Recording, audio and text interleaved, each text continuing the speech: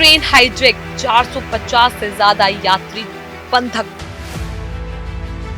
बलूच विद्रोहियों का हमला, पाक सेना पर सीधा वार। आतंकियों ने ट्रेन उड़ाई, गोलियों से दहशत।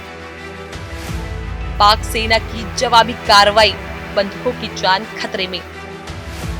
बलूचिस्तान जल रहा है, पाकिस्तान सरकार लाचार। तो क्या ये सिर्फ एक आतंकी हमला था? इसके पीछे कोई बड़ी साजिश छिपी थी?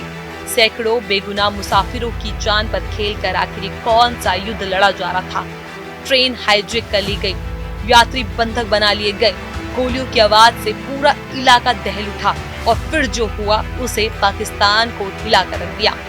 पाकिस्तान के बलूचिस्तान प्रांत में एक खौफनाक घटना सामने आई, जहां बलूचिस्तान लिबरेशन आर्मी BLA के बंदूकधारी विरोधियों ने जफर एक्सप्रेस ट्रेन को हाईजैक कर लिया।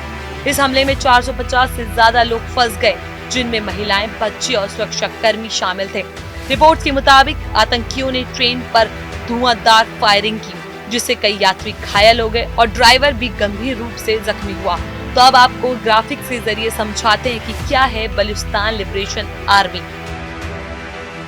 बलूचिस्तान प्रांत में सक्रिय सशस्त्र समूह है। 1970 के दशक में हुआ था गठन। पाकिस्तान, अमेरिका और ब्रिटेन मानता है आतंकी संगठन। बलूच लोगों के लिए पूर्ण आजादी की मांग।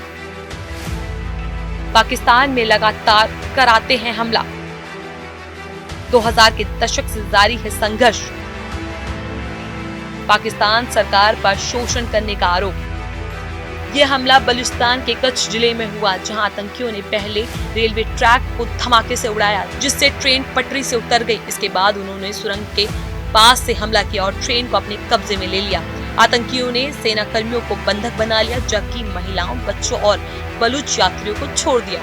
बलूच विद्रोहियों का कहना है कि उनके इस हमले में 11 पाकिस्तानी सैनिक मारे गए हैं। हालांकि पाकिस्तान सेना ने इस दावे की पुष्टि नहीं की।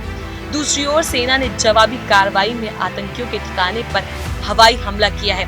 इसी बीच बलूच उग्रवादियों ने पाकिस्तानी सेना को धमकी दी है कि अगर एयर स्ट्राइक नहीं रोकी गई तो वो बंधकों को मार देंगे।